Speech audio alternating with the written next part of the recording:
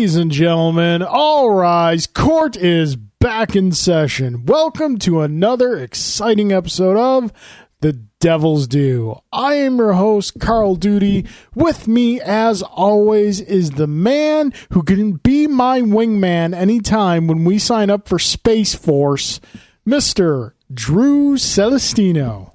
There's a whole lot to unpack there. I was with you, then I'm like, wait a minute. No, I don't know about all that. Space Force, Drew! Yeah, that will be a thing. I'm not gonna lie to you. If he rolls out like an X-Wing, says this is gonna be a thing, we'll be like, I'll fly. I'm pilot. Oh, yeah. We are back, sir. We are. We are back.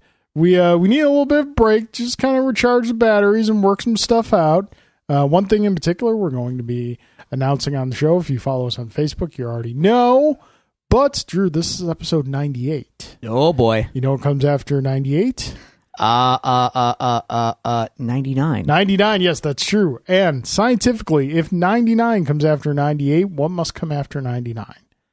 Well, if we're on the 90s X-Force rules, New Mutants 99 came out, but then after that, it was X-Force number 1. So... Are we rebranding as X-Force? No. Is Rob Liefeld joining the show? No. I mean, he's got money and clout. We could use him. Drew, The Devil's Due will be turning 100 episodes young. And to commemorate this occasion, we will be doing our first ever live show. What could go wrong?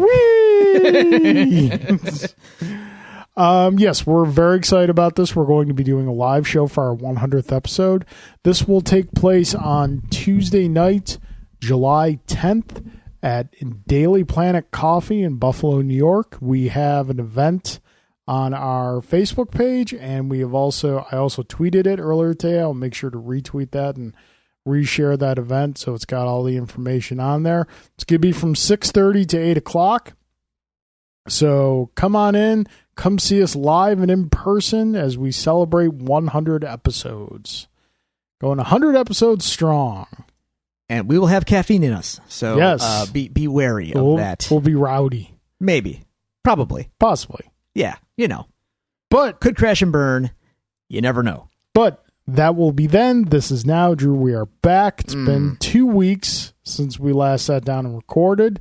How have you been, sir? How were your weeks? It's been eventful, but nothing that you guys haven't heard a million times already. Home reno is progressing, not quite at the torrid clip that it was, but it is progressing. As you can see, the illustrious studio is lost a couple pounds. It has. We are in the process of moving everything out of here so that it can go into the nether realm for a little while. Someplace else. Yes. And then this will become Pliny's room. So that's just the way it's got to be for now. So I don't have a place to go yet. The studio will be kind of in flux. But yes. Yeah. This is just the way it goes. My college roommate Paco always lamented the fact that you could never come up with a concept of a portable pocket dimension where you could just put clutter. Is that like a pocket universe like Marvel did in the 90s? Or a pocket dimension where some Green Lantern store their lantern battery. That's weird, but okay. Yep. Also, that's really like the only major eventful thing that happened. Rehearsals continue for The Long Cold Dark. We have a show on July 27th. I recommend everyone investigate that further. There's going to be a formal announcement happening on the old Facebook at the end of the week. So there have been mysterious X's showing up. X's are happening. So that's going well. Recording of the new song is, again, not happening at the torrid clip I would like, but hopefully we'll have that out before the July 27th show. And that's really about it. And because I don't want to belabor the point too much, if I sound funny, I apologize, but I got Invisalign going on now. So I'm trying to take care of a little edge-to-edge bite I got. So I'm relearning how to talk over the last, 9, or what's it been? 6 days. I'm sorry. So yeah, that's what's up. Yeah. Would you say your ex is going to give it to us? Oh, X going to give it to you. Okay. We X go and give it to you. Okay. Just making sure. Yes. One thing about this live show is we'll get to find out if we're actually funny. Oh, that's a resounding no. Don't worry about that. We amuse ourselves. That's about it. Yep. So, in any case, Yes. how have your illustrious weeks been? My weeks have been good. I was on vacation last week. Did you go anywhere? No. Staycation. Staycation. All right. I'm a big fan of the staycation. The wife was off work as well, so it was good, that's even like better. good family time. It'd been a long time since her and I had both had like a significant amount of time off at the same time. It's always been like a couple days here and there, but it was really great to just have like a whole week of family time with William and just going around. One thing we did do is we took William to the Strong Museum of Play in Rochester. That's always a good day. That was a very good day. Unfortunately, we did not get to finish it because we were on kind of a tight time schedule, and we underestimated two things. One, how much new stuff they've added there, and two, how much longer it takes to go through it when you actually have a child with you. Yeah. So, yeah, they got like a big new pinball room. They've got a like science fiction robot room with a whole bunch of like science fiction themed arcades and museum pieces in it. One of which, something I never knew existed, was the Star Trek arcade game. Yeah, you brought this up the other night, and I had never heard of it. I've never seen this thing. It must have come out somewhere between Star Trek the Motion Picture and Wrath of Khan. Because it's very, if you're familiar with the old classic Star Wars arcade game, the Vectrex graphics. Vector graphics, yep. Yeah. It's that, but it's weird because it's a sit-down cabinet. You sit in a chair that's like kind of molded after a Kirk's chair. And on your left-hand side, you have a knob that you turn. And the right-hand side, you have 4 buttons. Phasers, torpedoes, warp, and I think shields? I don't know. And basically, thrust. Thrust is the appropriate for Captain Kirk's chair. Yes. Yes, indeed. So basically what you do is you just have to clear out the sector of space of Klingon battle cruisers. And it's just a really interesting experience. Something I'd never seen before, never knew existed. And it's cool because when you get hit the first time, like the red alert alarm goes off and like you hear that, and it's just kind of cool. I would definitely not mind another go around on that one as well. Interesting. Also, just to kind of belabor the point of how old I am, they had there were 2 things there. One I'm very familiar with and enjoy and love, and another thing that I'm somewhat familiar with. I assume you're not a big Dave and Buster's goer. I am not. Okay. I miss real arcades. Yeah. At Dave and Buster's, they have these things called paddle pods, and they have a Star Wars one, which is like, basically pick your battle and you go fly in that battle in some sort of space force. And it's cool.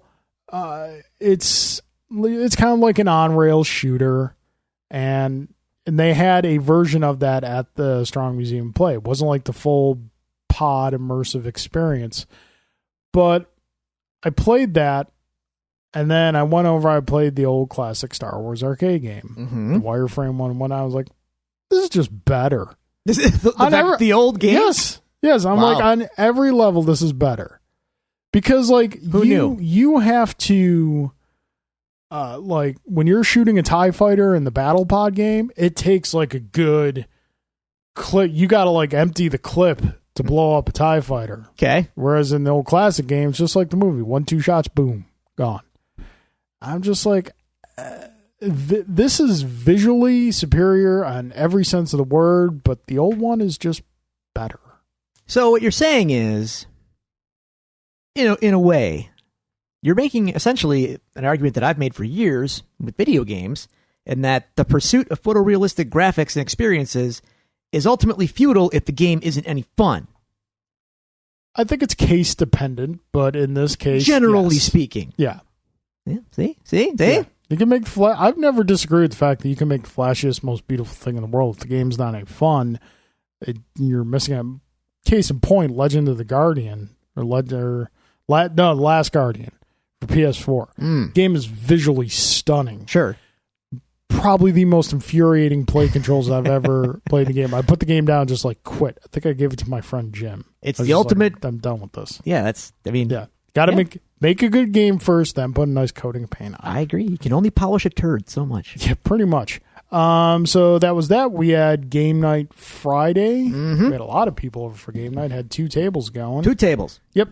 So yeah, but it was a good vacation. Back to work now, and here we are. And here we are back again, folks. If you want to tell us about your weeks, share some life experience with us. Exactly. Tell us anything about yourselves. Ask us questions. Send us comments for the shows.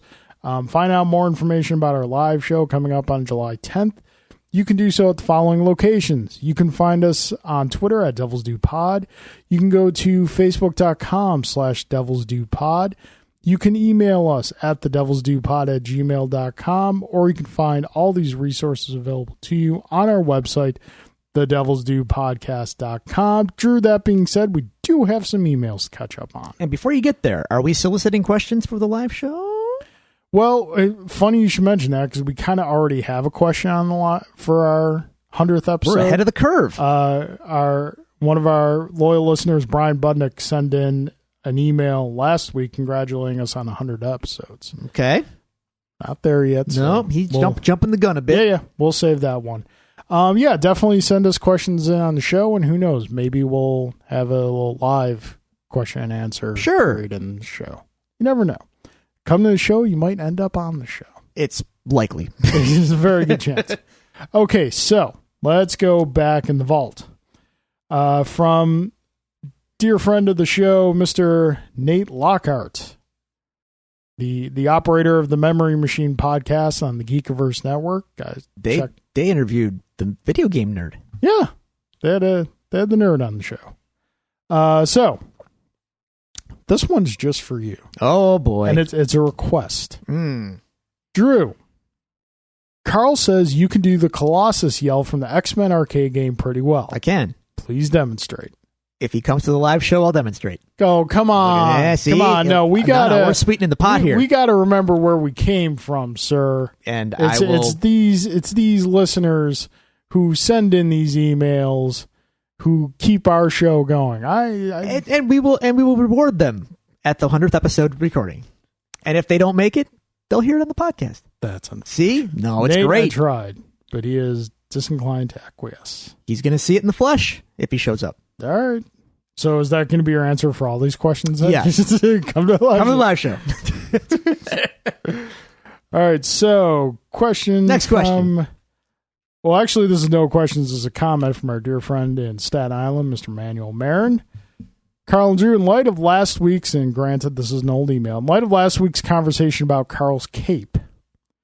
Yes. I thought the cape. Yes. That guy. Cape guy. I'll cape. I'm pilot. Uh-huh.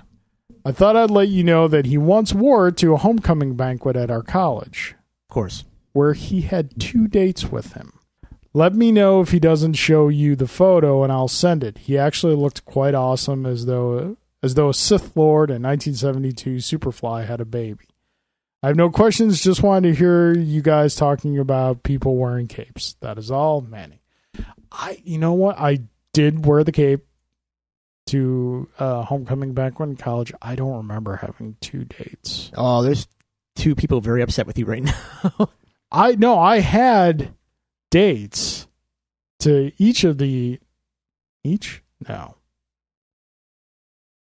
maybe like half of the homecoming banquets I went to in college. I never had 2 dates at once. Manny begs to differ.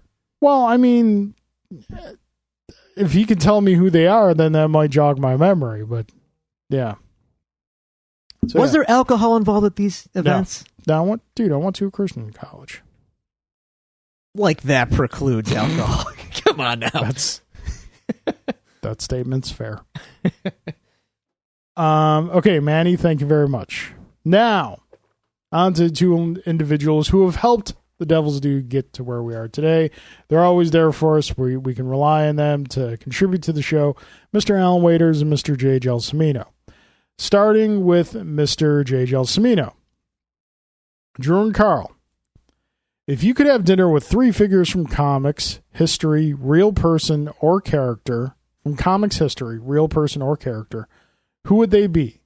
Also, who would be the three-person waitstaff? We're getting too deep. You also choose from the same grouping of real or character.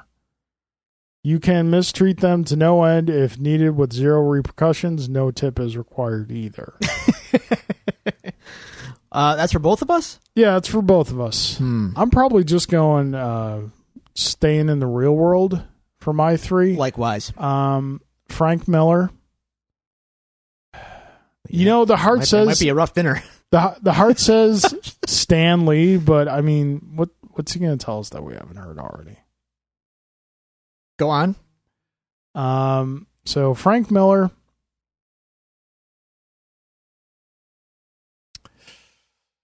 This is tough.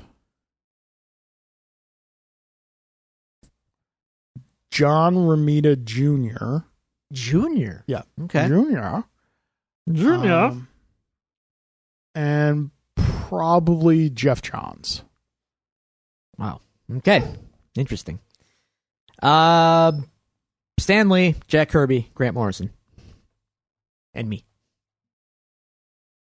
That's my dinner. Okay. I think we'd have fun. No, you and Grant would have fun. We'd have a lot of fun. And True. I'd make sure Stan and Jack got along. Guys, look what you did. I like to think that they patch things up at the end. I could be wrong, but who knows? In any case, the waitstaff, let's just make sure they're all speedsters, I guess. The waitstaff for me is going to be Rob Liefeld, Bob Kane, and Alan Moore. They don't need the money, so... Who said I'm giving them any money? But you're going to berate them? Yes. You're going to berate Alan Moore? Oh, yes. What's he done to you? He's treated fans terribly. He's treated comics fans terribly, but not his own fans. Yes, his own fans. Really? His own fans are comic fans. Not necessarily. But no, he generally treats anyone who appreciates his work terribly, so... I wouldn't say that. Actually, probably not Rob Liefeld, because, I mean, dude gets enough abuse as it is. Does he, though? It's a case of stop, he's already dead. Oh, no, he's in the great tradition of America right now. He's just failing upward like everyone else. And it's going great for the country. Look how well we're doing. Yeah. Drew. Yeah. If you could bestow one X gene that lay dormant in your cells upon your soon-to-be bundle of joy, what power would you want this child to have? Now, keep in mind, you have to raise this child and deal with this power. Yeah, I mean, it's not until adolescence, at least, anyway. Yeah. So, I mean, it could be like Nightcrawler, where it's something that's evident at birth. Yeah, isn't that weird? Anyway. Yeah. Let's see. Let's look at the big ones. We got, I don't think I want to be able to read my mind, because that's bad. Move things with his mind? No. Healing factor? That'd be cool. Save on medical bills. Yeah. I can forego the medical insurance for the kid. Yep. I know he's going to be okay. Yeah. That's probably the best way to go. Yeah, probably. Speedster would be cool, because he could, I could mold him into a really great musician or something. Or he could be a sports star of some kind and make me some money. How do I grift the kid? That's what I want to know. How do I make the kid work for me? I think healing factor is the way to go. All right. You don't want the kid to get mad and say I'm running away from home, because then bye. What if I got it? Okay. It's too good. It's easy. All right. Everybody wins, especially me. He can have the power that Forge had, whereas if he can imagine it, he can build it. Okay. So therefore, my son will be an inventor, and I'll give him all kinds of good ideas, and then I get the money. I'll be like his manager. First you get the baby. Then the baby gets the power. And you get more power. It's a good idea. Carl, at what point is too many Funkos? I'm at 57. The newest members are Ripley from Aliens and Ken from Street Fighter. I haven't gotten the Saga ones yet, and the New Japan ones are coming soon. Is an intervention in order? I don't think so. Like with anything that's bought in a large collection, as long as you're not purchasing them all at once. I'd say as long as you're not, because ranging from like between $10 and $15 a pop. See what I did there? If you bought them all at once, that'd be like, no. But if you're accumulating them over time and they're not becoming clutter, you have a place to display them, I say you're good. Yeah, I'd say you're fine until you have to start, like, creating lanes of traffic in your home because you're surrounded by them, like like hoarders are. You don't want to be like that. So, yeah. Yep. Yeah. If I got to tear out a wall to get you out of the house in the event of an emergency, you have too many. Yeah, if you have to do any kind of home renovation beyond adding a shelf, we're through the in other words, glass. Don't be like Carl and his extension on his home for his X-Men collection. Hey. Listen, every home needs a hanger bag. I'm not saying they don't. My collection is neatly contained. Smallish area. All right, Jay, thank you very much for your questions. Now on to Mr. Alan Waiters.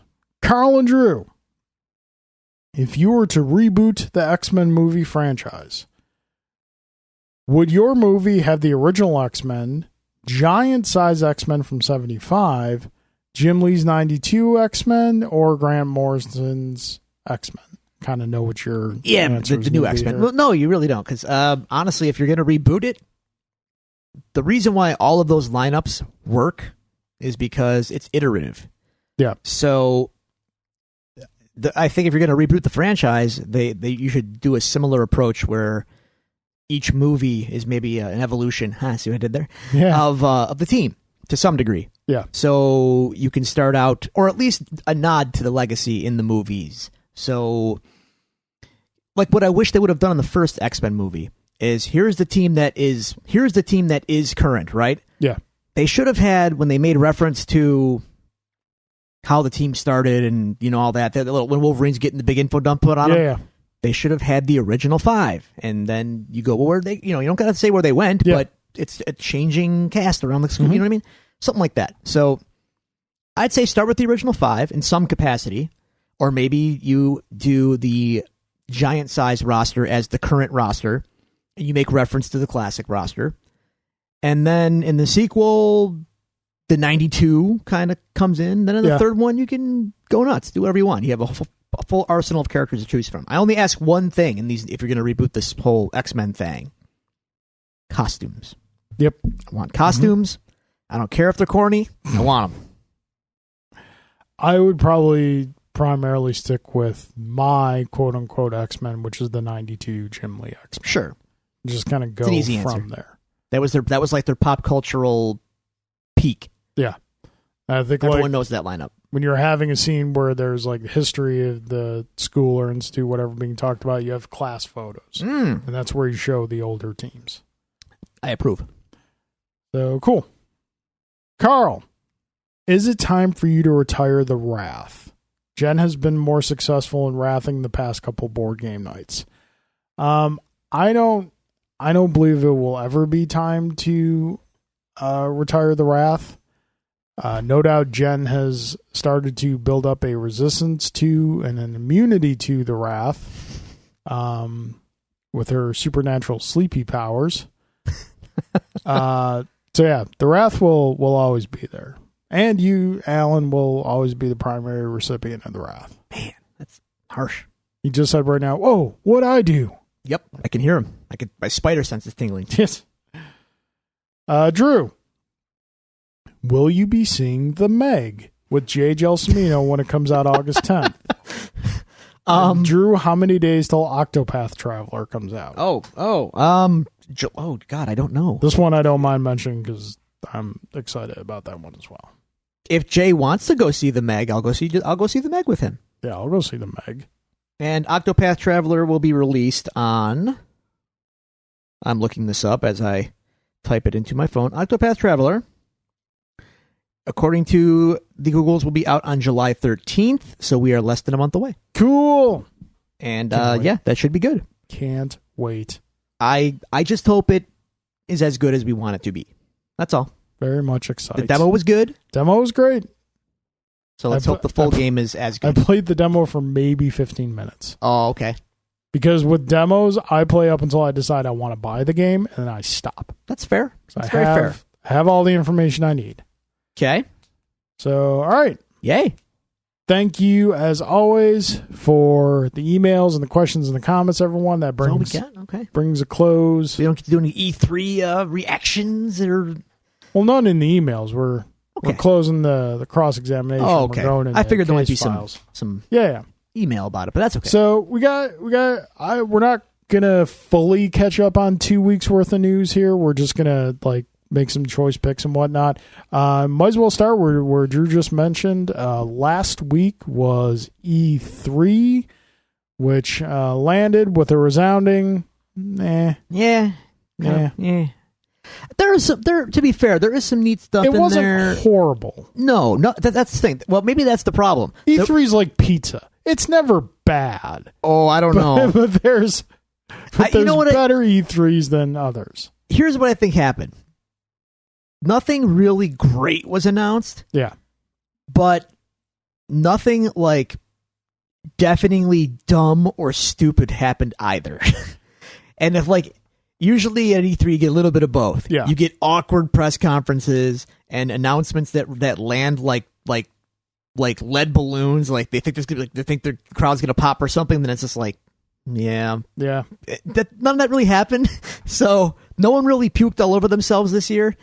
So okay, just so it was just kind of a meh year. Giving reactions about. The big three press conferences. Mm-hmm.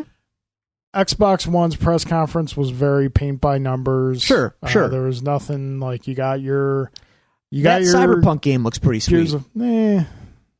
Could be cool. You got a whole bunch of games set in post-apocalyptic times with monochrome palettes and yes, we stuff like that. We are reliving the early days of the Xbox 360. We it was peak mud brown and gray. Yep, we're kind of still there with a little splash of color now. So you got your Gears of War and you got your EA Sports games came out, all did their thing, and yeah, that was all great. I mean, neither one of us have an Xbox One. The last Xbox I had was the original, which I did enjoy. 360, man, great system. What a way to flush it all away with the one. They really did. Same way Sony did in between the takes 2 and effort. the 3. Oh my God, it takes effort to screw up that badly. They're like, remember when Sony was dominating the market and then they just threw it all away? Let's do that, but quicker. That's an accurate description of what happened. Yeah. So, speaking of Sony's press conference to me personally, as the PlayStation being my preferred system, was a train wreck. Train wreck. Wow. Because they came out, they did this big fancy thing about Last of Us 2. Okay, yes. Fine. It was kind of cool. Yeah. But when you thought we had a banjo solo to begin for the first 5 minutes, and then they go and show some bunch of Last of Us 2. Okay, fine. Never played the first one. Not really. I've heard they're great games. I'm sure they are. Just so much time. There's so many games, so little time. But then what they did was they moved everybody from one location to another. So in between them, physically, the people who were attending this moved them from one location back into the standard hall because they built a special pavilion just for this one reveal. Yeah, I know. Your look is exactly I'm confused. How I was feeling. And in between time where they're moving the audience, we're getting this commentary halftime show for Sony just talking about stuff. I'm just is this really what you're doing? Is this? And then one of the heads of Sony coming out and saying, listen, we're not talking about anything new this year. Maybe you should have led with that. We're just talking about the titles you know are coming and we want to get you excited for. At this moment, I just kind of checked. Eyes glazed over. It was over. The only thing that really piqued any interest for me was, of course, the Spider-Man game. Yeah, the gameplay looks neat. Which looks fantastic. Gameplay looks great. It does, got actually. Some classic villains in there. Yeah. Looks and feels right. Who's this Mr. Negative guy? Why do I care? Mr. Negative is a villain that came out in like the past 5 to 6 years. Okay. Which is another thing I like about this game is they're using stuff from recent storylines. They're not just like retreading the old, like tried and true stories. He's actually a pretty cool villain. Okay. Crime lord, whatnot. Of course. So, yeah, but again, same thing you and I both bump on. The costume stinks. That freaking costume. It stinks. It's hot garbage. Horrible. Yeah, it's bad. However, I must say this: the gameplay looks really cool. Gameplay looks great. So could be fun. Yeah, should be fun. Yeah, and I'm sure it's going to be great. If you can unlock the classic outfit, then all is right with the world. They have confirmed for unlockable costumes. These are like pre-order unlockables, but I'm sure you'll be able to unlock them in other ways. The Iron Spider suit from Infinity War, Avengers Infinity War. Okay. Me. The Spider Punk from the Spider-Verse comics. Verse? Yeah, Never mind. Basically nothing you would care about right away. Okay. But the fact that they're having these in there... Wait, so is the classic in there? Haven't seen it yet. Oh my God. It's the obvious move. Yep. Please don't screw this up. Yep. Okay. Just give me the Fantastic Four costume with the bag on the head. Sure. Better than the white spider costume. You know what? It is. It is. What else did they? That's like Metro they showed, or something, a new Metro game or whatever. They showed everything that they announced last year, just more of. Okay, and I couldn't care less. That seems pretty conservative. You know who really puked the bed? Who's that? Square. I heard they really underwhelmed everybody. Well, they thought that They thought Kingdom Hearts would cover a multitude of sins, and they were wrong. Every minute, every nanosecond that goes by that they don't talk about this Final Fantasy VII remake, it just ratchets the tension more. Yeah. It just happened. I'm sorry, but that's just the way it is. It's just... and I still don't even want it. I played... That's the irony of it all. Yeah. I played Kingdom Hearts 1 and 2, and they were great. I loved them. I have zero desire to play Kingdom Hearts 3 because just too much time has passed. First off, I don't remember the stories anymore. Second off, everything they're showing is like new Disney stuff. Part of the charm of Kingdom Hearts was that they were going into these like classic Disney worlds. For the most part, there was some new stuff at the time they came out in there, but I see all this stuff, Frozen World and an Enchanted World, and I'm sure that's great for people who love those movies. I'm not besmirching them at all, but for me personally, you're not in the demographic. Yeah, I know. We're old good. now. We're good. Kingdom Hearts. We had a nice little fling back in the day. We're old. We're old. Yeah. Yeah. Someone else lost their mind over the Frozen stuff. Yeah, I'm sure. I'm just like, dude, let it go. Okay.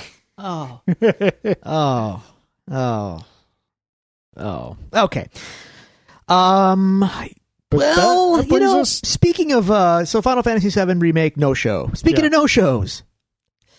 Surprised but not surprised at all. I'm sorry, man. No mention of Metroid Prime 4 whatsoever from Nintendo. Nintendo's, I guess you could call it a press conference, was the best of the three. It was in that they showed a lot of stuff. Yeah. But nothing like mind-bending unless you love Smash. Yeah, if you love Smash, you got what you wanted. You got Christmas morning. But unfortunately, here's the thing. Neither one of us care about Smash. Right. I admire Smash. Alan, neither one of us care about Smash. As a Nintendo fan, we don't care about Smash or soccer. As a Nintendo fan, it's weird because I really do, and a video game fan, period, especially with the rosters lately. Yeah. I appreciate all the effort and detail and level of care that goes into Smash, because it is a lot, and they really do a great job of taking the essence of something and including it in the game in a way that feels like just right. Yeah. And that extends beyond their own roster. So you got Mega Man showing up. Oh, well, spoilers. Everyone ever in a Smash game is in this one, which is pretty awesome. So Solid Snake and Cloud and Bayonetta and Pac-Man, Ryu and everyone ever. And all those characters, even the ones Nintendo doesn't even own, they take great care in making them look the way they should. Yeah. Play probably, I guess, how they should, and like making all their attacks and their graphics and their special stuff look and feel, and their stages look authentic. And that's cool. I just don't like the game. Yeah. I hate the game. That panoramic piece of art that they had for the game was incredible. And if I had a poster of that, I would hang it up. But I don't care about Smash. Sorry, I don't. It's again, I don't begrudge anyone who does. It's just not my thing. It's not for me either. And so that Daemon X Machina game looks pretty dope, though. That looks pretty cool. That mech game that they let off with, everyone slept on that. That looks sweet. That looks really cool. Big little robots fighting big robots. Mario Party that can use multiple switches. That's interesting. I don't care about Mario Party, but that's kind of neat. I will probably get this Mario Party. Will you? Yeah, just because another thing to play. Will you bring it to game night? Play with the family. No, because A, you're not going to get Mario Party, and B, for me, game night is about board games. But if physical board games. But if I don't need the cartridge, if I can just use my Switch and we can do that thing where they play together. Great, sure. Board games. I mean, physical cardboard. It's not. Games are games, man. I know. It's all good. I know. What else did they show? Fire Emblem, whatever. Because the best ideas are not made in the board room. They're made in the bathroom. Whoa, what? You get that movie reference? I don't. Good on you. I don't. I'm not even going to say what movie's from. I'll tell you afterwards. Okay. I think Jay might be out there going, "Ooh." Some Jaws 4, isn't it? No, it's not from Jaws 4. It's not from Jaws 4. Okay, 3. Sorry. I will give you a hint. It's from a Dana Carvey movie. All right, so that wraps up E3. Does it though? No, it doesn't. What? Ultimately, for as much as all of that underwhelmed. Oh, right. It didn't underwhelm for me. It actually peaked early for me. What was? Because Bethesda went on like the second day. Oh. And they might as well just went home with the trophy for Best in Show. I don't know what you're talking about. I thought you were talking about like the showdown between New Day and the Elite. We'll talk about that. That was cool too. But no. Doom Eternal was announced. Oh, yes. Now, we didn't see any gameplay, but we saw some of the enemies, and it takes place clearly partially on Earth, which has been infested by the demons of hell. Doom Eternal. Doom comes to Earth. I'm throwing money at you, Carl. I want Doom Eternal, and I want it right now. Okay. I want it. Inject it into my veins. I can't give it to you now. Damn it. Why? Sorry. Bend space and time for me. I need it.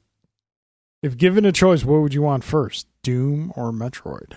I'll counter your bet. Which one will actually come out first? Doom. You're right. Doom. And the sad part about that, it was announced after Metroid Prime 4.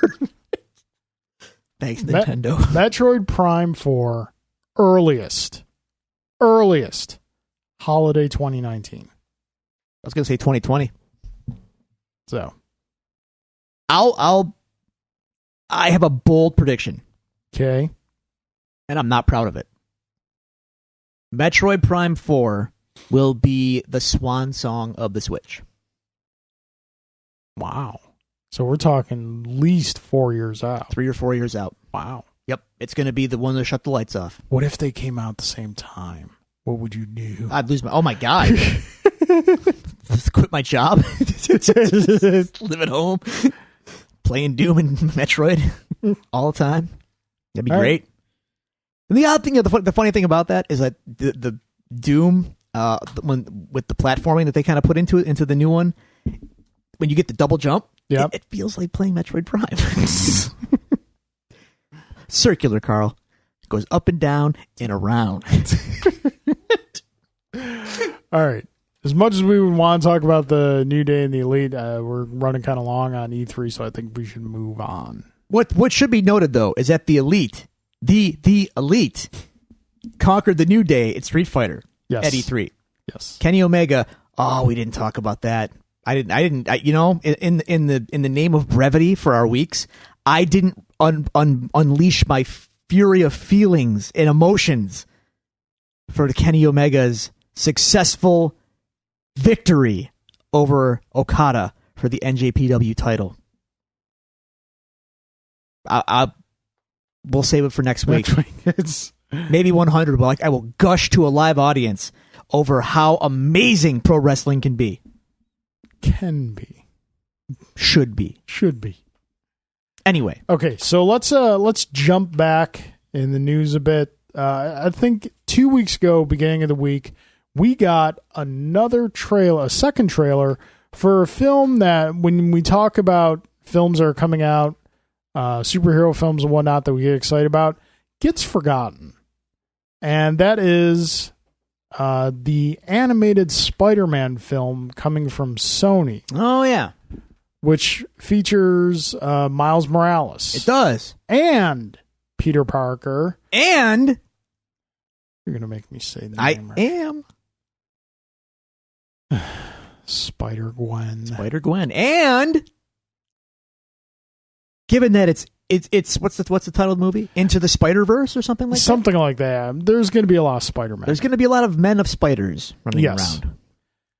Spider-Man 2099 might show up. I'm okay with that. I always thought that was kind of a cool costume design. It was neat. This movie looks really interesting.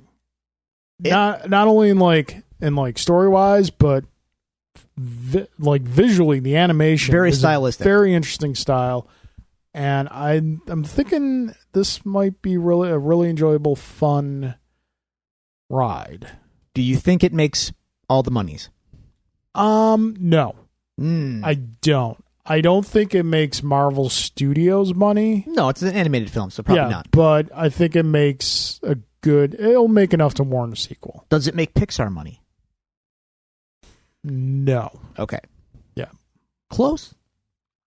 Close. Okay. Yeah. Could be wrong. Looks all right. Hope I am. Yeah, it looks like a lot of fun. It looks like they're throwing everything at it. Yeah. We do have the Ultimate Universe Green Goblin, which I'm not crazy about. But it's a universe, so it could be any number of permutations of all of these characters. Who knows? Yep. So there is precedent for this from the comics, right? Yes. Yeah. It was the Spider-Verse Yeah. Storyline that happened, I think, like 2 years ago or last year. Yeah, maybe you lost me there. It was a fun one-off thing. Simple man, Carl. Hey, it brought Spider-Ham back into the spotlight, so I was good with that. I just like my Spider-Man being just a regular dude. I know. Hey, got some web shooters. I know. Beats up bad guys. Lives in Queens. That's all I need. Universe? I don't know. Yep. Okay, so we did an episode in our illustrious run talking about toxic fandom. Oh no! Why we got to get all serious now? And for the longest time, I've always felt that fandom can ultimately be good, but it's the few rotten apples that are spoiling the bunch. Drew, more and more every day, I'm coming over to your side of thinking. I'm not gonna lie. I'm sorry. It's lonely over here. It really. Even when we're together, it's still lonely. So it came out, I think it was early last week, that Star Wars actress Kelly Marie Tran, who played Rose in The Last Jedi, removed herself from Instagram because of the constant abuse from fans, air quotes, finger quotes, fans, and like just horrible things being thrown away because people didn't like her character in the movie. And that, by the way, comes after Daisy Ridley did the same a few years ago. Yeah, Daisy Ridley did the same thing. This fans are terrible. Yes, I know. Fans I've been on this rant before. The individual fan is, I'm still convinced, if you just sat down and spoke and one-on-one with the individual fan. Not these fans. Not these fans. Individually. But you get them together as a group and give them anonymity. Yeah.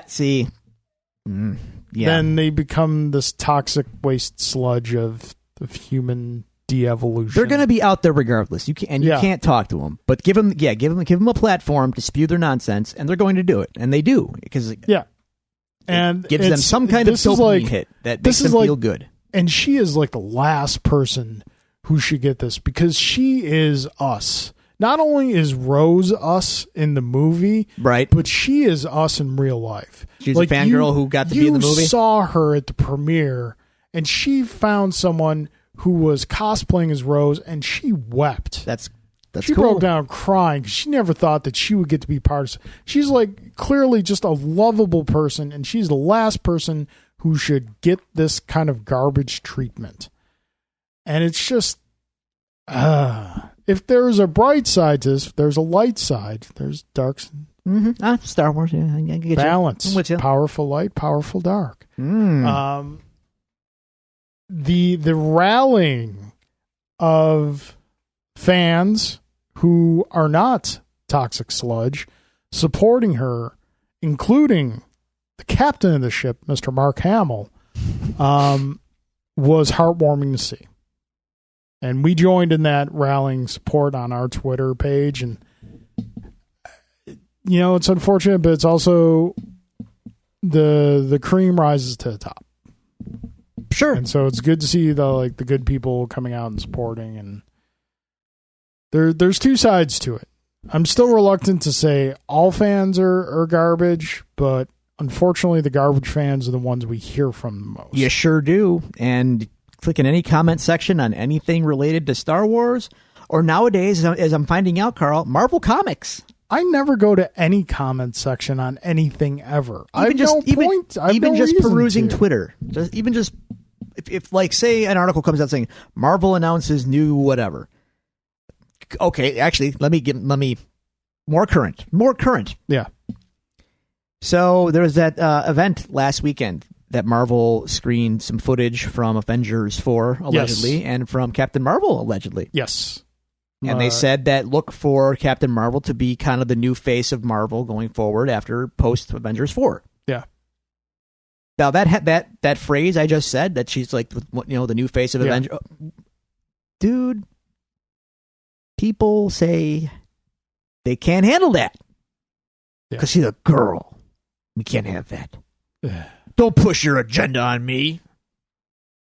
I mean, personally, I think it should be Black Panther, but I'm not gonna let the market decide. I'm not gonna who's going to be the face. It'll probably be Black Panther. But all I'm saying is, even Black Panther, people would have said the same thing. Yeah, I don't need your agenda-driven crap forced on me, dude. Are they saying that while they're trying to take a poop? No, it's just the way that's what they sound like. That's American right there. So yeah. These people find ways, and they will make sure you hear their putrid voices. And here we are, having to discuss it because But you know what's nice about the people. Stop it. You know what's nice about the good fans? The good fans are not completely unlike superheroes. They don't get involved until called upon. Yeah, it's like we're too busy having fun. The good fans are over here having fun, sipping a coffee, while the bad fans are over there screaming their heads off at each other. Let them scream, man. And we're just like, keep screaming. When they take one step too far, that's when the good fans, pull up their tights and get in the fight. Or in your case, put the cape on. Yeah. Mock my cape. My cape is pretty awesome. Oh, it's beautiful. It's beautiful. It is beautiful. All right, so be better to each other, everyone. Yeah, or else. I really wish we were going on to a news story that was going to change the mood. Drew, yeah, we love comics. Yeah, sometimes I really hate comics. Yeah, like sometimes I really hate comics. I mean, sometimes I really hate how much I love comics. Here's the thing: I never really hate comics. I just hate a lot of the people that happen to like comics. There are times I'm not even talking. I'm not even talking about the fans at this point. Okay. There are times, unless you're fans of this show, in which case we love you all. Yes. We're all cool here. Yeah, we're good here. This is the Hall of Justice for the good fans. It's them out there. Yeah, they're the bad ones. We're wary of them. If you behave like them, we will kick you out to them. There's a threshold. That's wrong. So what's wrong? Why do you hate comics? What happened now? So I know Frank Miller is making terrible work now. I know that. Stop. Have you seen that 300 new book now? It's awful. No, I haven't because I know better. I am still looking forward to when it eventually comes out, his Superman Year One. It's been delayed. Good luck. I know. So there is currently a Batman series going on called White Knight. Yeah, the Sean Phillips one. Yeah. People say it's good. And I was like all for it when it was announced because I love Sean Phillips' art. He's amazing. He's an incredible artist. Like him doing Batman, I was like, sign me up. I was hoping like at some point he would do Batman. Is it Sean Phillips? I thought it was Sean Murphy. He's got like one of those 3 name deals. Like as I'm saying that, it just sounds wrong. Anyway, while you're looking, I'm looking it up because I might be wrong and I might be mixing him up with someone else. But so this series is called Batman White Knight. It's I guess you would qualify it as an Elseworld series. Not if they still called it that, yes. Yeah, not like normal continuity, but an alternate reality series and whatnot. Sean Murphy, you're right. Sean Murphy. Yes. Phillips. Murphy. You know. It's you. I know. I really should have been on the ball with that one. Anyway. So Sean Murphy. So the series is out, and I haven't been picking it up because it's a limited series, so I'm like, I'll wait for the trade. Yeah. Space, finances, being taken into consideration. But it was announced last week that the trade of Batman White Knight will be part of DC's Black Label and feature the first. I've already went on my Black Label rant. First ever uncensored sex scene between the Joker and Harley Quinn. Because you demanded it. I really didn't. I don't want to see this, and this is part of what's ruining mainstream comics. Here's the problem. I hear you. I understand. I'm with you. I could live my whole life and not need to see that at all. Yeah. Here's the thing. People want to see it. So like I said, you're blaming comics when it's not comics' fault. And I will say, and I'm gonna segment it further because I just will. It is mainly these DC fans. Yes, I'm going there. There is this edgelord streak in DC fans, and I don't know where it comes from. You know what? Maybe if I really sat back and worked through this, I probably could tell you where it comes from. And I think it comes from the same place that DC's been coming from as a company for the last roughly, do the math, carry the one, 30 years or so since the Crisis. Okay, it's the post-Crisis Marvel overreaction. Like DC was the gold standard of comics from the 30s on into the 50s. Yeah. Then the young upstart Marvel came in the 60s and kicked their butts for 30 years, 20 years, 25, okay, into the mid-80s. Marvel took over. And since that point, it's a pendulum, so it always goes back and forth. Since that point, they have overcorrected so hard over the years. Watchmen, Dark Knight Returns, great works, but works that have inspired people to just pick up on the dark elements of those works and not the thematic elements of those works, and just put out edgy stuff for the sake of edgy stuff. And that's like been their mode of operation for like since then. Think about it. Identity Crisis. Identity Crisis was good. It was pretty grotesquely bleak, though. Good. Let's have a supervillain rape a woman in a book, because that's what you want to see in your DC Comics. Okay, sure. Which was the Crisis where the Tiger Lady Gator head punched off by Superboy Prime? Final? No, that wasn't Final Crisis. Final Crisis. Oh, jeez, that was bad. Yeah, tomato. It was bad. Depends. Grant was trying too hard to be Grant. There's no such thing. And no, it was one Infinite Crisis, yeah. which by the way was kicked off by Max Lord of the Justice League shooting Ted Kord in the face. Yo, DC, let's pump the brakes a little bit. Comic books, kids buy these sometimes, not so much anymore, but you know, Superman, beacon of hope. He's a big flagship guy. What's all this about? They have Rebirth for their mainstream line of comics. Rebirth has gone back to that. It's fine. All I'm saying is it's been decades of this kind of edgy, look what we do. Look, we're not just tights in superhero crap for kids. Look at all this dark crap we do too.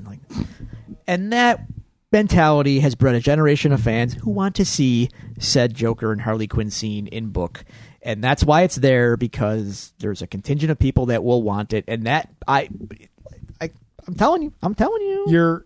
You're not wrong, but I don't think I'm playing a little fast and loose, but this is how it happens. You're going to like severe extremes in some cases. Fine, but that's how it happens. Yeah. So that's how you get ants. So unfortunate that's got to be put in.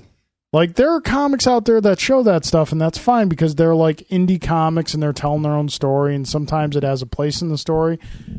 In this particular story here, I don't feel there's a necessity to it. To be fair. You haven't read White Knight. You don't really know. I know that it's fair. It's an Elseworlds tale. It doesn't have to be rooted in any sort of, adolescent or kid world. It could be it could be very gritty and dark for all we know, so maybe it's thematically appropriate, but at the same time I see where I just laid out what I think about all that. So, but in the name of edgy and dark in DC, did you hear what they're thinking of rebranding the film company as? Oh gee.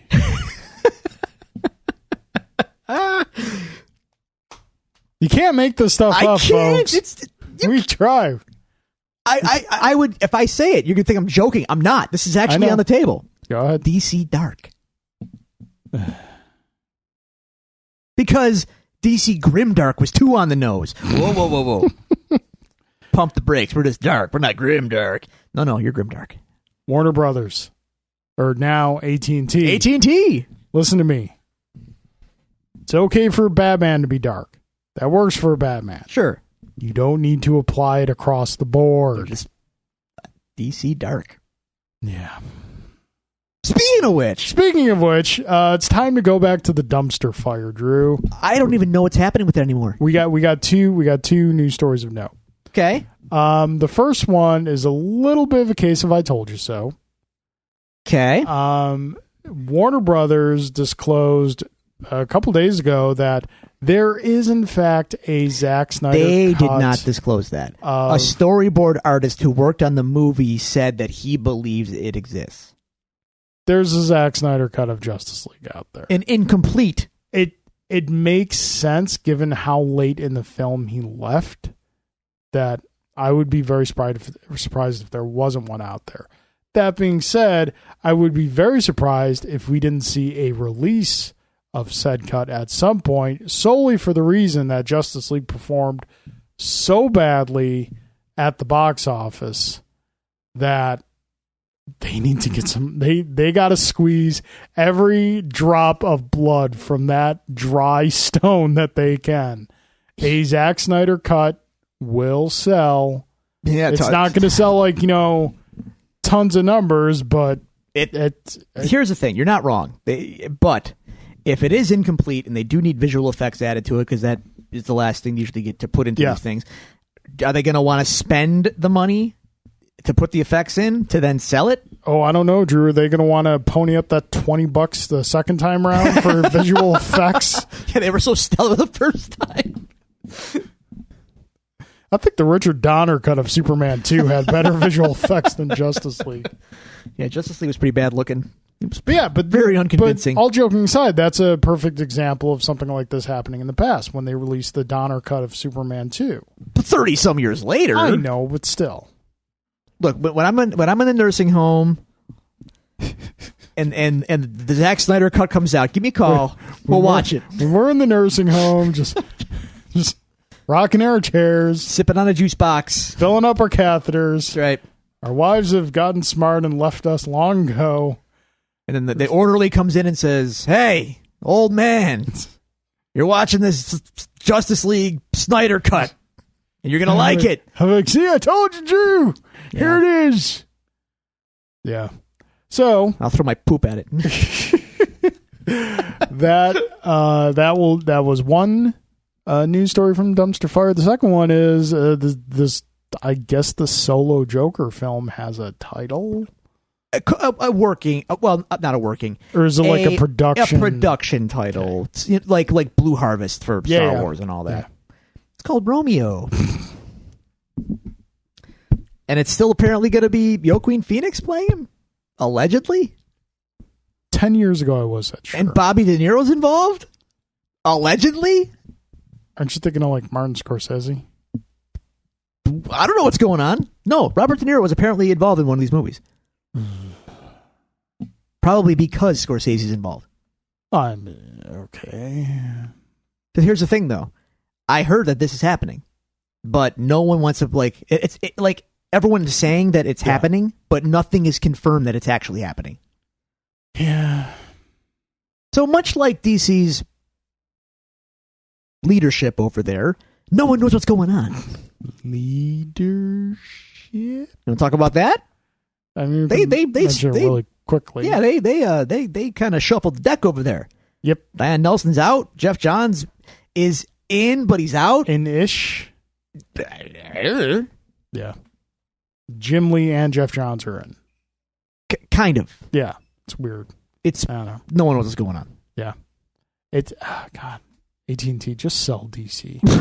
Just sell DC. I'm fully convinced. You can't tell me that a comic book company run by Jeff Johns and Jim Lee wouldn't be successful if they didn't have to deal with, decrees from on high. Comic book, sure. Yeah.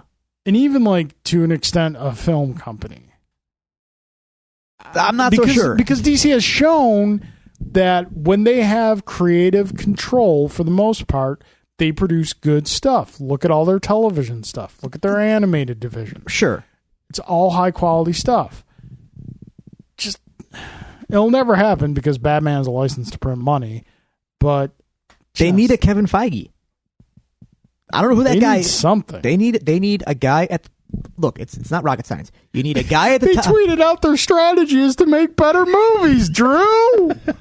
Can you please read that tweet to me, please? Please read that tweet to me. I don't know what it is.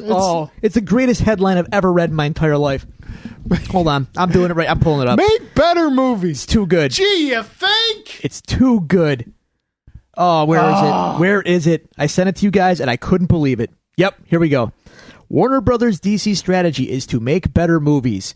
My comment to you guys in GIF form. It's a bold strategy, Cotton. Let's see if it pays off for him. Make better. That's your plan? You know what? Why don't you start with that plan to begin with? He wouldn't be in this mess. I spent the first couple rounds blocking his punches with my face. I think I'm going to use my hands at this point. It's like, what are we... jeez. What was your plan to begin with? It's not good. It's not good. But you know what? It can only get better. Actually, no, I take that back. It can get worse. No, I take it back. It can definitely get worse. Well, I mean, okay, so we're starting to see pictures from the next Wonder Woman film. Whatever. Which it looks like Wonder Woman. Yeah, I'm sure it's going to be fine.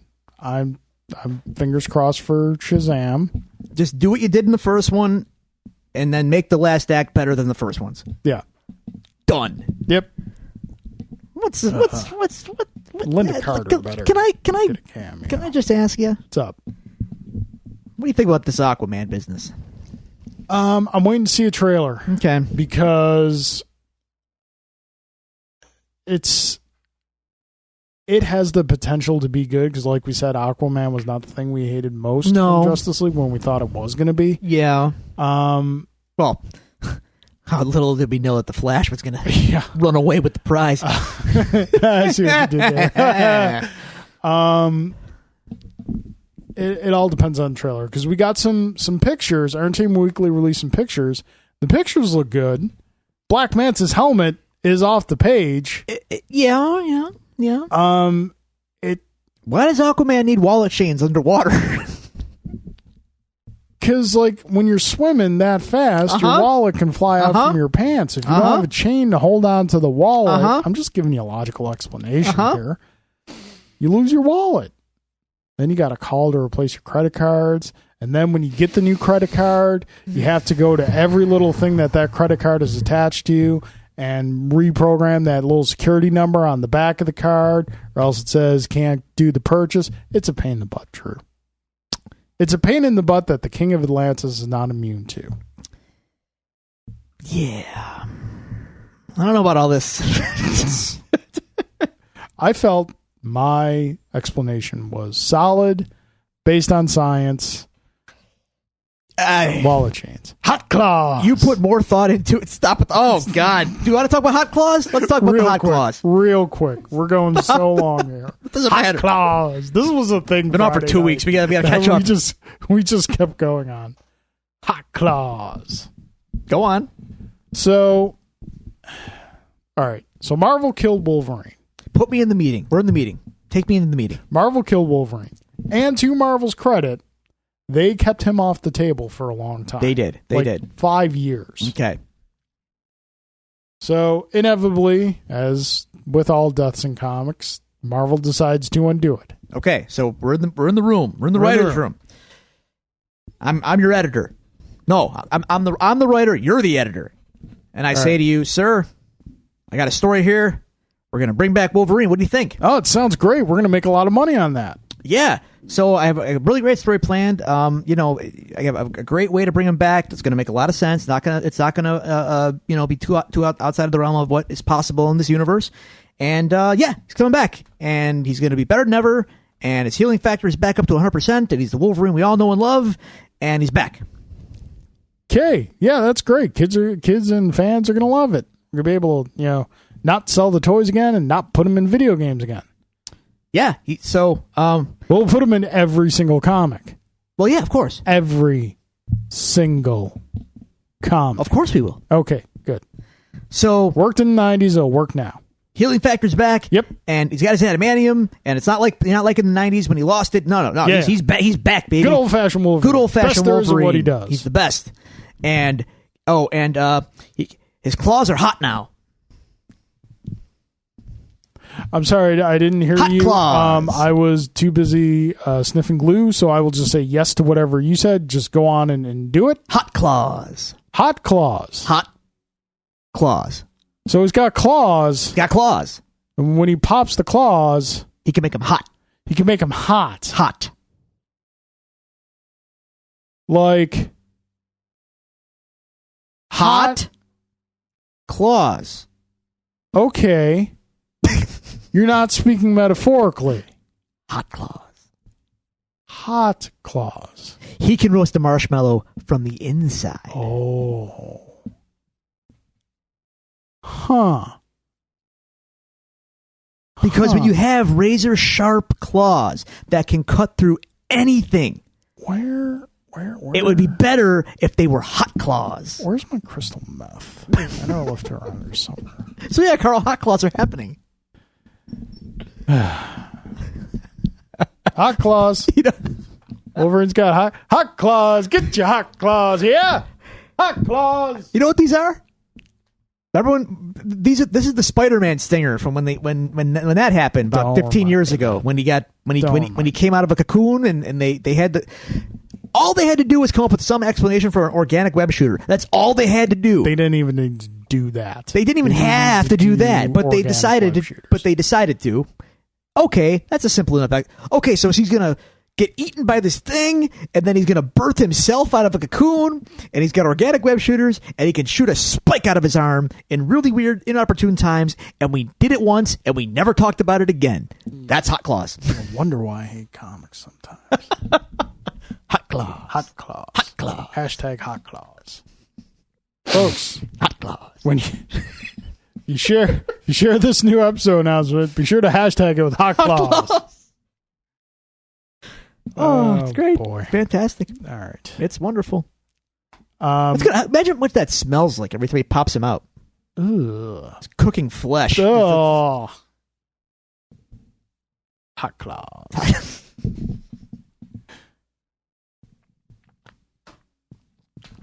Whoever, in all We seriousness, gotta get T-shirts made. in all honesty, whoever thought of that, I hope they got fired. Just put that out there. Whoever thought of it, whoever approved it, and any artist or writer Get that out. has worked on it get since then. If I'm in that meeting, for real, if I'm in that meeting and I'm at the head of the table and that comes across my desk, I tell you to get out of the office. You get out of here. You go home right now. The guy who pitches that idea is why you keep Ed 209 in your office. Oh, boy. Right there. That is why. Okay. Really quick. Last news for the week just came out before we started the show. It looks like Invincible, the Robert Kirkman comic that you are a very large fan of, Love it. has been greenlit for an animated series on Amazon. An adult animated series. Not adult like porn, but it's not going to be for the kids. The fact that they have to clarify. Spawn from HBO. See, it's weird. Here's why it's weird. Number one, because I thought they were making a movie out of it, but the Seth Rogen production company, I thought they were doing a movie. So I guess we're not doing that now? I don't know. Okay. Cool. Animation seems like the obvious place you could go, given the look of the book and the feel of the book. I get a little, like we just talked about with the Joker Harley Quinn stuff in the comics. I rub up a little hard against this whole it's got to be an adult cartoon. Like, well, what does that mean? Adult. It was not for younger readers. Well, there were a couple rape scenes in the book, if I remember. There was you one. telling me. There's only one, and it happened to the titular character actually, and it was really weird. And that was the one moment in the 144 issues of that book where I kind of was like, Yeah. That was it. The rest of the book is dynamite. Now, here's the thing about Invincible. I don't know that it is an adult comic because there's not like a lot of profanity. There's no, to my recollection, no nudity. But there are definitely scenes of really over-the-top violence in big battle moments of this. Like, it ratchets up and up and up and up, and then there are big climactic battles that happen, and they can get a little gory and over the top. But the thing is, I wouldn't necessarily call it an adult comic. It's really just a well-written comic that doesn't insult your intelligence. I don't know. I guess if that makes it adult, fine. But I feel like it was the kind of comic series that if a 12 to 14-year-old kid got in on issue 1, by the time it ended, he was in his 20s, and he would be okay with that, with the content that he saw in the course of that book. Like, it's a book you could almost grow up with in a weird way. Yeah. Because the book itself grows up in a big bad way over the course of 144 issues. It's not a situation like Spider-Man or Cap where it's like the character is limited to perpetual adolescence or perpetual teenhood or whatever for 15, 20 years. The character aged almost in real time. Like, time progressed in Invincible, and the book in tone kind of progressed too. So if that makes it adult, well, fine. But yay! On Amazon, okay, cool. Robert Kirkman's cashing them checks, seeing as Walking Dead's about to end. Allegedly. Yeah, all right. Well, the guy's leaving. Rick is leaving The Walking Dead. Kill the show. It's over. Don't watch Walking Dead. I gave up a long time ago. But So- what's Norman Reedus going to do? Oh, never mind. He's got Hot Claws! He's got Kojima money now. Never mind. Hot Claws. Did you watch that Death Stranding trailer? I think I did. Just get out of here.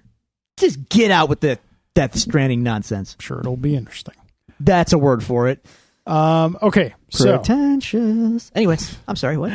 that brings us to the end of the news. Thanks for kind of hanging with us throughout that. There's a lot to catch up on. There's a lot to catch up on. You know, when we have a layoff or something, we come back. The shows are always a little more beefier.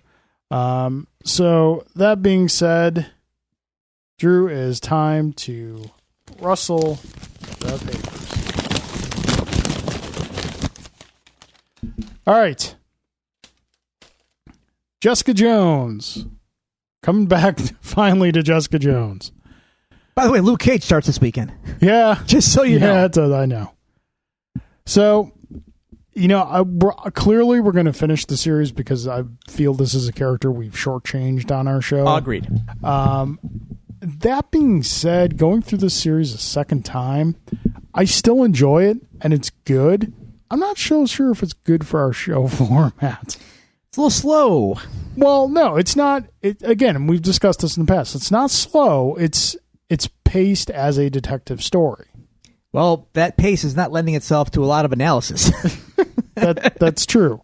Because my notes are not very detailed at all. It's basically just like the minutes. I have minutes in the episode. Yeah, agreed. All right, so this is episode 3 entitled Soul Survivor. I will say this. You know how DC has that new event coming up called Superheroes in Crisis?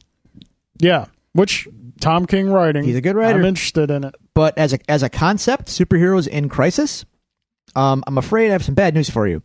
That's basically Jessica Jones, season 2. Well, 1 and 2, but definitely 2. Oh, it's pretty much character for. But it's everyone in this whole show. Yeah, there's a whole lot of people who probably shouldn't hang out together. Lots of broken people here. Yeah. And they're all together. Yep. Broken attracts broken. And how? Yep. So, we start off with the episode on a beach, and we're chucking bodies. What did I tell you before about these scenes of 2 people on the water in these Marvel shows? Nothing good happens there. Yeah. Ever. Now we're just disposing bodies in the water. Yeah, they're not just discussing nefarious plans. Now they're burying bodies. Yep. Nuke has been buried at sea. She got some good distance on him, too. I wonder if she thought to, skip him just to see how many skips she could have got out of him. Wow. So, yeah, he's gone. Bye, Nuke. Yeah, we hardly knew you. You never got the flag on your face. I'm sorry. Yep. And then they're cleaning out the car. And what do we find, Drew? Guns. And Trish, by the way, loves guns. Yes. And here's the funny part. I wrote Trish loves guns when this episode started, and she had the duffel bag. She literally says later, I love guns. Yeah. When what's his name, Griffin, sees her with a gun, and she says, she either says I like guns or I love guns. Either way, I think she's saying it kind of sarcastically. But no, she likes guns. She's one of those. I'm not going to lump all gun owners in there. But not only, and key thing to point out, not only is the weapons in the bag of note, but also she throws the inhaler. Oh, that's what that was. Yeah, the little black thing that looks like an if, AC adapter from a 1980s video game system. I wonder if that's going to come back into play at some point in the series. No spoilers. So yeah, then Jess tries hypnosis. She tries to get psychoanalyzed. A question about this. Yeah. In my limited understanding of the medical profession, okay, is it normal, customary, or acceptable for a third person to be in that session? I'm gonna say no, but circumstances being what they are. Yeah. I don't know. That doctor should have his license revoked. Trish, you have to leave. There's some HIPAA violations going on there. Yes. Trish, I love you, but you have to move. You can't be here. So there's, where do you want to go in this episode? Because there's some interesting stuff that starts to happen here. Well, here's here's an observation. And it's more in the real world than, the fantasy story that's happening. Yeah. Just as a quick little, it's probably like a throwaway in a way, but it could be a theme of its own you could make a show about it if you wanted to. Yeah. Jess comes back to her apartment and she's getting evicted. Yeah. She confronts the jerko Oscar, the superintendent, or not the super. Yeah, he's the super. And like, it clicked on me, like, and he kind of says to her, like, you bring cops around and you bring, weird people in, and you got these powers and yada yada. And then she says to him, like, oh, you were checking me out until you realized how strong, what I was or whatever, right? Yeah. And it's like superhero discrimination as a concept, not like the X-Men, which is like, but like just, it's an interesting angle that no one ever considers. Like, these people might, like in the Marvel or DC universe, if you're like, oh, I live next door to Batman or whatever, like, oh, Captain America's my neighbor, and you wouldn't be excited about that. No, you'd probably be terrified. What crap is this going to call down on me? You wouldn't want this guy living next door to you. I thought that was an interesting little angle. Oscar's motivations become a little more clear in this episode. Yeah. And my first time around and kind of knowing where the character goes, it caused me to like the character more. Or before? The first time. Okay. I can sympathize with the guy wanting to protect his son. Sure. So, because, I mean, spoilers, he's making fake IDs for people. Yeah. Touche, whatever. Yep. You do you. But to be fair, Jess isn't exactly on the up and up either. She ain't gonna rat you out just because. Like, no. She's good people. Well, is she though? She's all right. She means well when she's sober, maybe when it works to her advantage. Sure. See, we get a little callback to Daredevil in this episode. Foggy. We get a little Foggy cameo with his cleaned up haircut. Clean cut. Foggy. Yeah, I don't know about all that. Yeah, I don't. But his appearance kind of coincides with Hogarth's story, which her story for the season is kind of really starting to take form in this episode. Yeah, clearly. Hogarth has ALS, which I thought was from a storytelling perspective. I thought it was an interesting choice because, like, obviously they're thinking, oh, it's breast cancer or something like that. Yeah. I thought ALS was just like an interesting choice to just do something different that will cause the listener to pay attention. Do you think that they changed? Do you think they made it that and not say cancer because they gave Sigourney Weaver cancer in Defenders? It's a possibility. Okay. Do they have a little jar of like paper in it and says debilitating diseases and they pick it out? Oh, okay. Threatening illness. What are we going with this time? So yeah, but Hogarth's partners want to force her out. She wants to stay. Yes. And she is going to fight very hard to stay. Even to the point of enlisting Jessica to dig up dirt on the partners. And can I point out that it was in the doorway encounter between Jessica and Hogarth that I just nothing, it's going to blow your mind, but I just remarked, Carrie-Anne Moss is a very good actress. Yeah. She has a certain authenticity that shines through. Yeah. I mean, that was evident in the Matrix films and... Yeah. Not like a mind-blowing observation. I know it's probably like the most lukewarm of takes, but she's a actress. She's such a good actress that she gets you to sympathize with a terrible person. Yes. Yeah. Yes. So, just looking at my notes here. There's a lot of conveniences in this episode. In regards to... Well, we've got the convenient coroner. Well, we have a bribable coroner. Yeah, but he just happens to leave his username and password on a Post-it note on his computer that Jessica can conveniently steal. Didn't she say, like, convenient at the time? She might have. And then we have convenient keys that Oscar left on his toolbox when Jessica flushes her all of her tampons in the toilet. I can see where you would say is convenient, but being the son of a landlord, it's totally... You wouldn't keep the keys on your person at all times? If you're with the keys for the facility, you're not going to stick them in your pocket. But they were like his apartment. They were like his apartment keys, like his keys. It's not. I mean, it's not something I bumped up against. It's just convenient. That's all. A little convenient. Let's see what else. The whole Hansen investigation, trying to find Dr. Hansen. Yes. And the mbop that followed. Yes. This would going through this a second time, seeing the scene with Jessica Ann Hansen was very interesting to watch second time around, knowing what happens. Okay. Well, it was really interesting the first time around because as soon as I saw her, I went, Jackie? She looks like Jackie from Roseanne. I thought it was Lori Metcalf. Yeah. So I'm calling her Aunt Jackie for the rest of the season now. That's just what's happening. It's not her, but it looks like her. Whoever this actress is, call her not Jackie. Call her not Jackie. She looks like Jackie. So she sat down at the bar. I'm like, oh my God, is that Lori Metcalf? Then I looked up at IMDb. No. I don't care. I'm running with it. It's Jackie for all I know. She's got powers. She does. Not only does she have powers. Man, Fisher better run. She's That's stronger. A deep cut for all you Roseanne people. Do we really want to play the Roseanne crowd nowadays? The old Roseanne. Yeah. OG. We don't talk about the new Roseanne. Nah, we don't talk about it. The show wasn't horrible.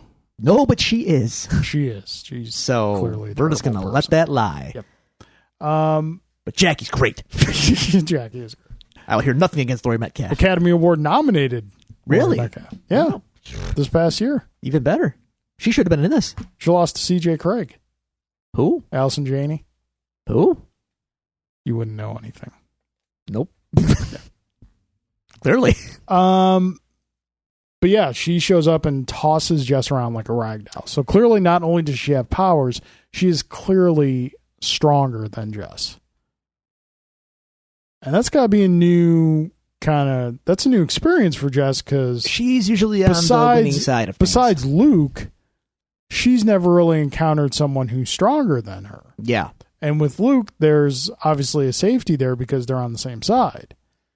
So she now has a physically worthy opponent, and we don't know where they come from or why. Yeah. We shall see. Jess did a lot of digging into her past in this episode, which we can definitely see has an effect. Like she's going deeper down a rabbit hole that she did not ever want to go down to, but circumstances kind of forced her to do that, and that takes her to interesting places. But yeah, as this episode as a whole, as a standalone episode, it's not like really, it doesn't stand out or anything. It serves a purpose. It's part of a greater sum. Also, Trish's boy toy guy, is he pulling a heel turn? He put the USB drive into her computer. Well, he's being a reporter. Well, he's up to no good, I think. There's also probably an aspect of wanting to protect Trish if he knows what she's working on. Maybe, but he's being sneaky. I don't like being sneaky. No sneakiness. You watch yourself. So, any closing thoughts on the episode? No, the ending surprised me actually. I didn't expect Aunt Jackie to have powers, but she does. You know what Aunt Jackie needs? What's that? Hot claws. Hot claws. Hot claws. Hot claws. All right. That's it. Folks, that brings us to a close of another episode of The Devil's Due. We thank you so much for joining us again. As we mentioned earlier in the show, July 10th. It's July 10th, right? Yeah. I don't know. You booked it, man. I just work here. God, I'm so old. And yeah, July 10th, Tuesday night, July 10th at Daily Planet Coffee in Buffalo, New York. We will be doing a live 100th episode spectacular. Please come out and see us. We will have free comic books there for anyone who wants them, but also for the kids. Again, it will be a family-friendly show, so if you have kids, feel free to bring them. It's a really great place. I actually went there with Julie earlier in the week. It's good, like classic coffee shop. It's got a slight comic book theme to it. And they're really cool there. They've got great coffee and treats and whatnot. So please, by all means, come out and see us. Please share the event. Tell your friends, tell your neighbors, tell your brothers, sisters, fathers, mothers, aunts, uncles, and Aunt Jackies. We want to get as many people there as we can. Just don't tell Roseanne, please. No. Yeah, don't tell Roseanne. All right. If you want to send us any questions, if you want to find out more information about our show or the live event coming up, you can do so at the following locations. You can go to Twitter and follow us at Devils Do Pod. You can go to Facebook.com/Devils Do Pod.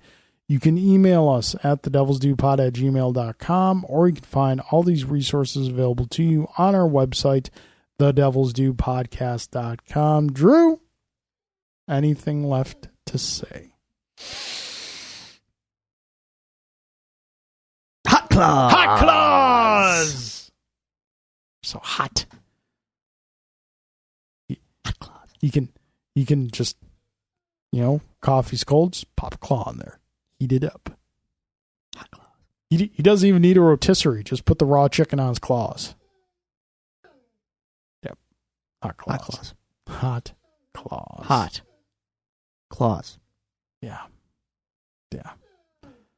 There should be a hot clause which allows no hot claws.